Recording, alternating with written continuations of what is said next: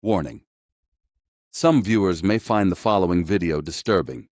Viewer discretion is advised. In the Appalachian Mountains, when the sun drops, the woods don't just get dark, they start breathing. Tonight, we have 3 disturbing Appalachian Mountains horror stories inspired by real events. 3 accounts from a delivery driver, a father, and a librarian, pulled from the deep, dark hollers where the silence is heavy and help is always way too far away.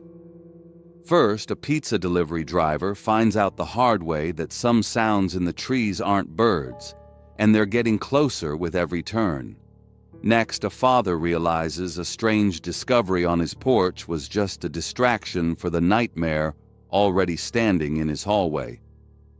Finally, a librarian discovers she's been the subject of a terrifying silent obsession for much longer than she ever realized. Like the video and subscribe, Shadow Dwellers. Don't face the dark alone.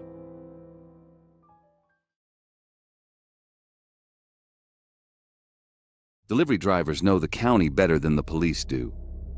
Dalton knew every pothole on Route 9 and every shortcut through the state park.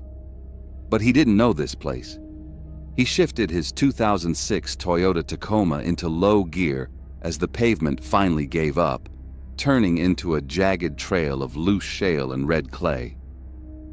He checked the delivery slip again under the cab's dome light. The address was barely legible, scrawled in blue ink, pointing him toward a location the locals at the shop just called The Deep. GPS had quit working 10 minutes ago. His phone sat in the cup holder, looking like a black brick with no service across the top. That was standard for this part of Appalachia. He was heading into a holler, a narrow valley wedged between 2 steep ridges that blocked out cell towers and sunlight alike. It was a blackout night. Heavy clouds choked out the moon, leaving the forest in total darkness. Windows stayed down. The air conditioning in the Tacoma had quit 2 summers ago, and tonight the humidity made the forest look like it was steaming. But as he descended further into the hollow, the air didn't feel fresh. It felt dead, stagnant. It was the kind of silence that hurt your ears, broken only by the crunch of tires on gravel and the engine's steady idle. Dalton reached for the radio. He just wanted some classic rock, maybe a weather report, anything to fill the quiet. Static hissed through the speakers. It wasn't normal fuzz. It was a sharp, rhythmic crackle, like interference from a power line.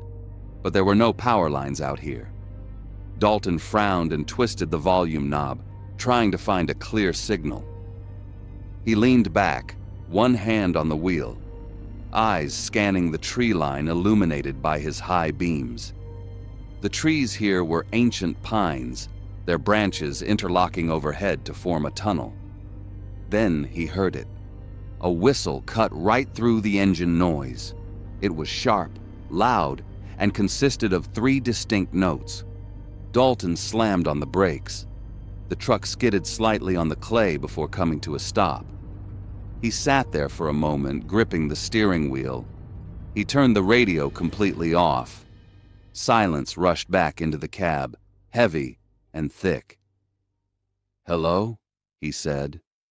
He felt stupid talking to the trees, but he couldn't help it. The whistle happened again. This time, the sound didn't come from the distance. It sounded like it came from the ridge directly above him to the left. Dalton felt the hair on his arms stand up. It was a human sound, but it lacked something. It was too flat. It didn't have the breathy quality of air pushing through lips. It sounded like a recording played on a loop. He remembered his grandfather's voice then. The old man had grown up in these mountains and was full of warnings that sounded like nonsense until you were alone in the dark. If you hear something calling in the woods, no, you didn't. You keep your eyes forward. Dalton didn't look up at the ridge. He hit the button for the power windows. The glass rolled up with a slow, agonizing whine, sealing him inside the cab. He locked the doors. The air inside instantly grew stuffy, smelling of old coffee and dust. But he didn't care. He pressed the gas, navigating the switchbacks a little faster than he should have. 5 minutes later, the headlights swept across a clearing. A lopsided cabin sat in the weeds, looking like it was slowly sliding off the foundation. The porch was cluttered with rusted equipment, old plows, stacks of wet newspapers, and a washing machine that looked like it had been there for 30 years. There were no lights on. Dalton left the engine running. He grabbed the pizza box and the 2-liter soda, stepping out into the humidity. He walked briskly to the porch steps, his boots heavy on the rotting wood. He didn't look at the tree line, but he could feel it. He felt like the shadows were stretching out, trying to touch his ankles. He knocked on the door. 3 hard raps. Nobody answered. He knocked again, harder. "Pizza delivery." A floorboard creaked inside, then another. The lock tumbled with a heavy clack, and the door swung inward. An older man stood there. He wore a flannel shirt that had been washed until it was almost transparent, and held a shotgun loosely in his right hand. The barrel was pointed at the floor, but his grip was tight. He didn't look at the pizza. He looked past Dalton, scanning the darkness behind the truck. "I ain't ordered pizza since the '90s, son," the man said. His voice sounded like grinding gravel. "You're at the wrong holler." Dalton froze. A mistake. A simple mistake. He let out a breath he didn't realize he was holding. "Oh, I'm sorry, sir. The ticket said—" "Go on," the man interrupted, his eyes still fixed on the woods beyond the porch. "Get back in your truck." Dalton hesitated. The silence of the woods felt louder now. "Sir, can I ask you something? Do you have neighbors nearby? Someone hiking, maybe?" The old man finally looked at him. His eyes were wide, rimmed with red, and totally alert. "Why?" "I heard whistling," Dalton said. "Back on the trail, just a few minutes ago. It sounded close." The color drained from the old man's face. It happened instantly. He took a half step back into the safety of his doorway. He didn't look toward the noise. He looked straight at Dalton, his expression shifting from annoyance to genuine fear. "I don't hear a lick of whistling," the man whispered, the words coming out fast. "And if you're smart, you'll stop listening for it." The man reached into his pocket with his free hand and pulled out a crumpled $20 bill. He shoved it into Dalton's hand, then grabbed the pizza box. "Take this, go, drive fast, and don't stop until you hit the paved road. Do you hear me? Don't stop for nothing." Before Dalton could answer, the door slammed shut. The deadbolt slid home. Dalton stood alone on the porch. The $20 bill felt greasy in his hand. He turned around slowly. The headlights of his Tacoma created 2 cones of light in the sea of black, but everything outside those beams was invisible. Then the whistle came again. It was closer. It came from the brush right next to the driver's side door of his truck. Dalton didn't run, but he walked very fast. He threw himself into the cab, locked the door, and threw the truck into reverse. Tires spun, kicking up mud and rocks before finding traction. He swung the truck around, headlights sweeping across the dense forest wall. For a second, the beams caught something. Dalton floored it. The Tacoma bounced violently over the ruts, the suspension groaning. He gripped the wheel so hard his knuckles turned white. He checked the rearview mirror. Dust swirled in the red glow of his taillights, and then the dust settled. A figure stepped out of the tree line. It stood right in the middle of the narrow road. It was tall, too tall. It looked thin, like a scarecrow made of meat. It just stood there, arms hanging limp at its sides, watching the truck speed away. It didn't chase him. It didn't run, it just watched. Dalton didn't blink. He kept his foot on the gas, watching the figure shrink in the mirror until the road curved and the trees blocked it from view. He didn't slow down until his tires hit the asphalt of the main highway 10 miles later. The streetlights of the town had never looked so good. He pulled into the pizza shop, his heart finally slowing down to a normal rhythm. "Crazy old man," he told his manager when he clocked out. "Just a mix-up." He laughed it off with his co-workers. He told them it was just a local prankster, maybe some bored kid with a talent for ventriloquism. But that night, when Dalton drove home, he took the long way around, avoiding the back roads. And he kept his windows rolled up tight. He never went back to that hollow. He quit 2 weeks later. Because even now, when it gets quiet in his apartment, he swears he can hear a faint, flat whistle drifting through the air vents. And he knows better than to listen.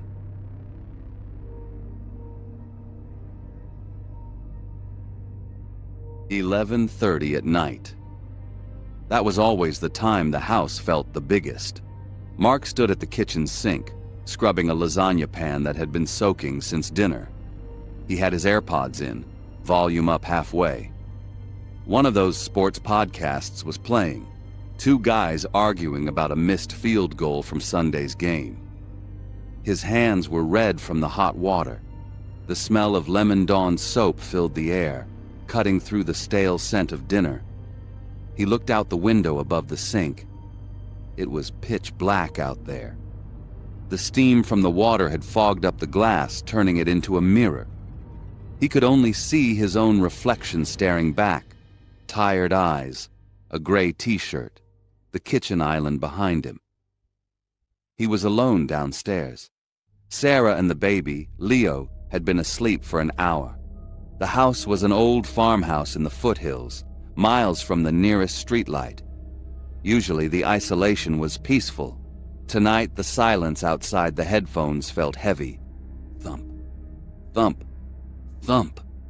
Mark froze. His hands stopped moving in the soapy water. It wasn't a knock on the glass, it sounded like bone-hitting solid oak. Heavy, deliberate. He pulled an AirPod out of his ear. The kitchen was dead silent. The refrigerator kicked on with a low buzz. He waited. Maybe it was a branch? The wind had been picking up earlier. He dried his hands on a rag and walked over to the back door. He didn't turn on the porch light yet. He knew better. If you turn on the light, they can see you, but you can't see them. He pressed his face against the glass of the window, cupping his hands around his eyes to block the glare. Nothing. Just the outline of the big oak tree and the driveway stretching out into the dark. "Hello," he said. He felt stupid saying it. He walked to the front door next. The house was old, causing the floorboards to squeak under his boots. He checked the peephole. The fisheye lens distorted the view, but the porch looked empty. The rocking chair sat still. The welcome mat was centered. He unlocked the deadbolt. It made a loud clack in the quiet house. He cracked the door open just an inch. Cold mountain air rushed in. He looked down. There was a box sitting on the porch. It wasn't a package. It was a small wooden memory box. Mark's stomach dropped. He knew this box. He had thrown it away on Tuesday. He remembered walking it down to the end of the long driveway and tossing it into the big green waste management bin. It had been buried under 2 bags of kitchen trash and coffee grounds. He pushed the door open and picked it up. It felt heavy, heavier than it should be. He brought it inside and locked the door immediately. He set the box on the kitchen island. He opened the lid. Inside, where they used to keep spare change, there was a lump of red clay. It was wet, like it had just been dug up from the creek bed. Pressed into the clay, arranged in a perfect circle, were teeth. Small, white teeth. Baby teeth. Mark stared at them. His brain tried to make sense of it. A prank? The neighbor's kids? But the neighbors were a mile away, and nobody digs through trash for a wooden box just to return it filled with mud. He grabbed his phone. He needed to check the Ring camera. He tapped the app, his thumb shaking just a little. The screen loaded. The little blue circle spun. "Come on," he whispered. The video feed popped up. Motion detected, 11:28 p.m. He hit play. The video was grainy in the night vision. A man walked onto the porch. He was wearing a faded denim jacket that looked 2 sizes too big, but he wasn't walking normally. He was walking backward. He moved perfectly, stepping up the stairs in reverse without looking. He squatted down, still facing the driveway, his back to the camera. He set the box down gently. Then, he stood up and walked backward down the steps, fading into the darkness of the yard without ever showing his face. Mark watched the video end.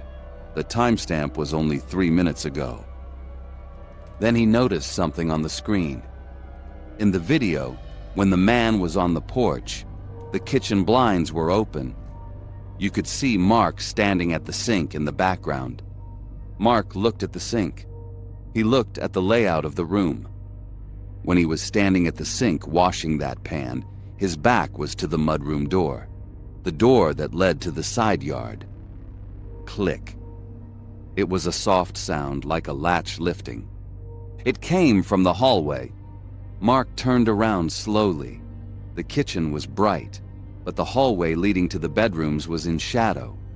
The mudroom door, which he always kept shut to keep the draft out, was standing wide open. A cold breeze drifted down the hall.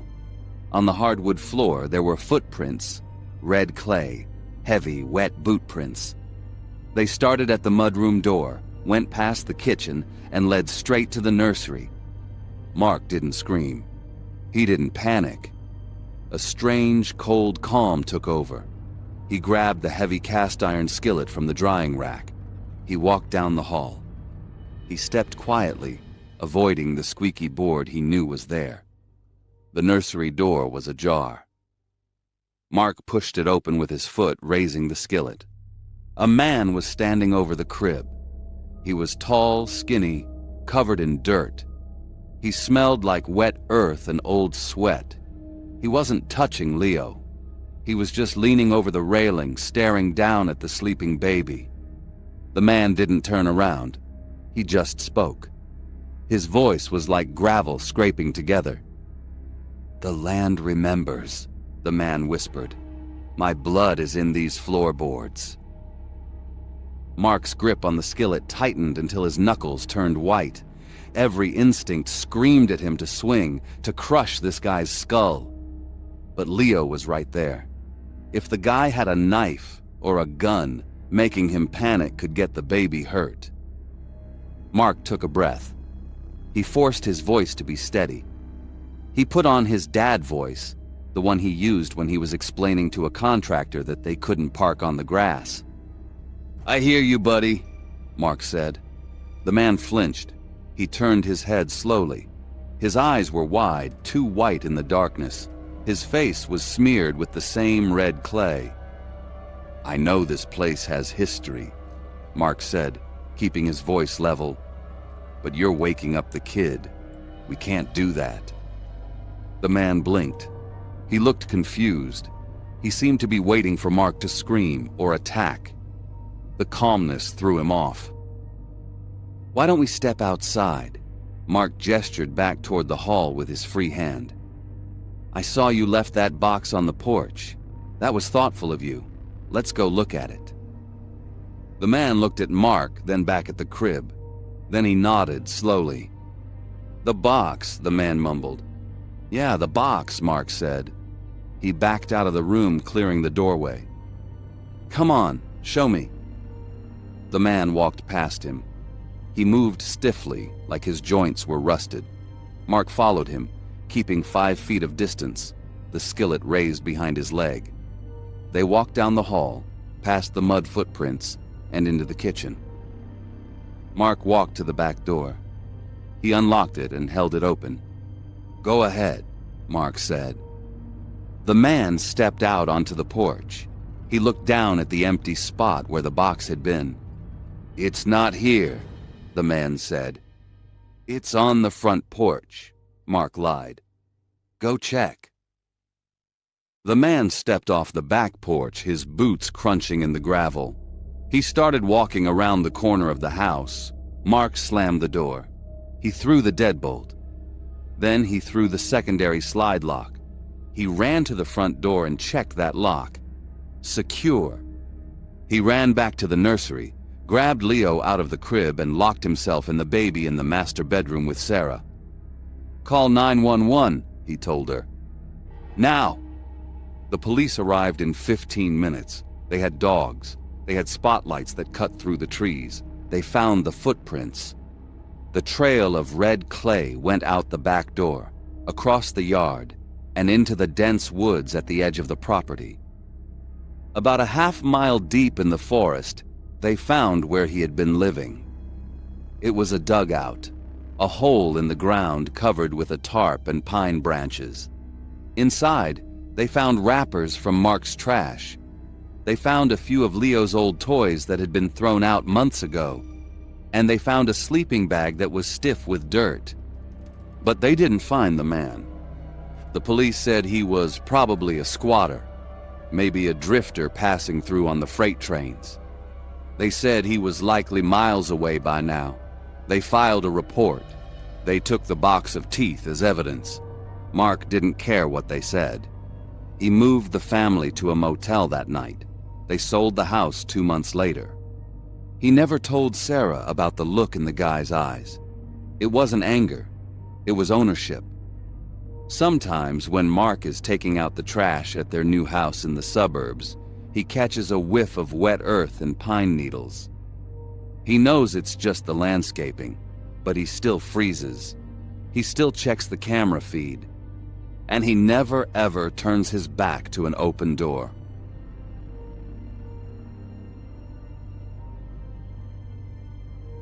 Snow battered the flat roof of the McDowell County Public Library like handfuls of gravel. It was a January clipper storm, the kind that buried the coal roads and froze car doors shut in minutes. Inside, the heating vents rattled against the -5 degrees Fahrenheit wind chill pushing on the brick walls. Ada Justice stared at the clock. 9:50 p.m. 10 minutes to close. She was the only one left in the building. The fluorescent lights overhead flickered, buzzing like trapped flies. Power surges were common in Welch, but tonight the shadows felt sharper. She grabbed the mouse to shut down the main computer. Her finger hovered over the power icon, but the network tab caught her eye.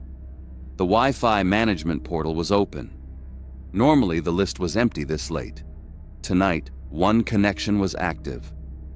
Device VAN-office, connected 72 hours. She frowned. Someone had been leeching the internet for 3 days straight. She looked through the frosted front glass. Across the street in the Sterling grocery lot, a rusted white Chevy van sat under the street lamp. It was buried in snow, except for a small, perfect square on the windshield. Clear glass. No ice. Someone was sitting inside. Ada felt a spike of adrenaline. The log said he'd been connected since Saturday. He wasn't just parking. He was camping. She needed to leave. But first, she had to clear the back book drop.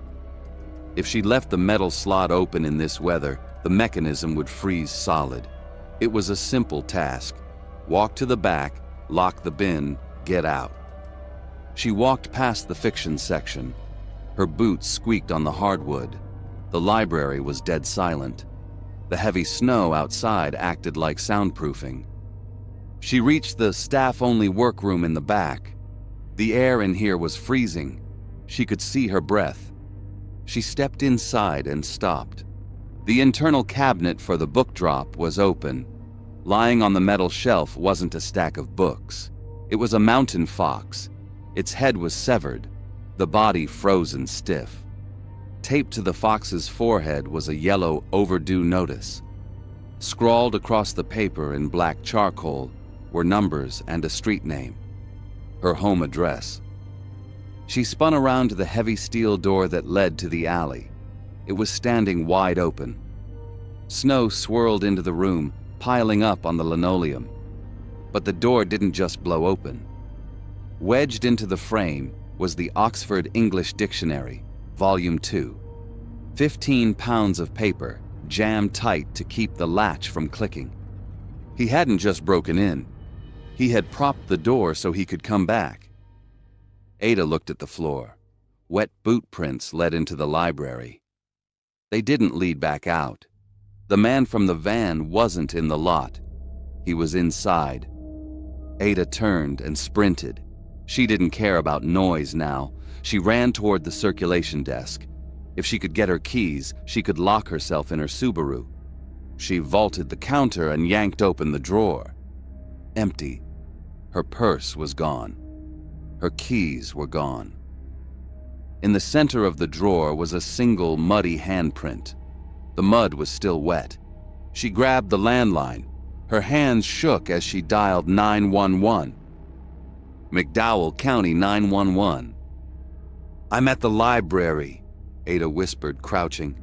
"Someone is inside. He stole my keys." "Ada," the dispatcher knew her. "Listen, the storm has the roads wrecked.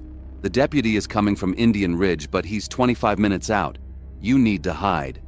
"I can't wait 20 minutes. Lock yourself in a room. Stay on the line." Ada looked around. The only solid lock was the West Virginia room, the archives, across the floor. Then she heard it. Thump, drag. From the back hallway. Thump, drag. The sound of a heavy book being pulled across the floor. He had the dictionary. He was clearing the rooms. Ada dropped the phone. She kicked off her shoes and moved low, crawling past the biographies. Thump, drag. He was in nonfiction. Closer. The overhead lights surged one last time. They popped loud, then died. Total darkness.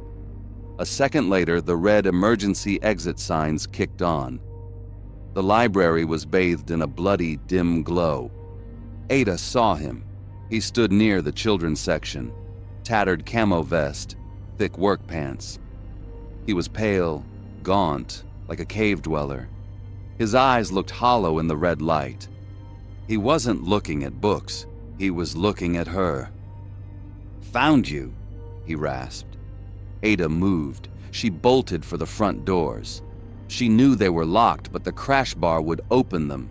Heavy boots pounded the floor behind her. He was fast. She reached the lobby. Her hand stretched for the metal bar.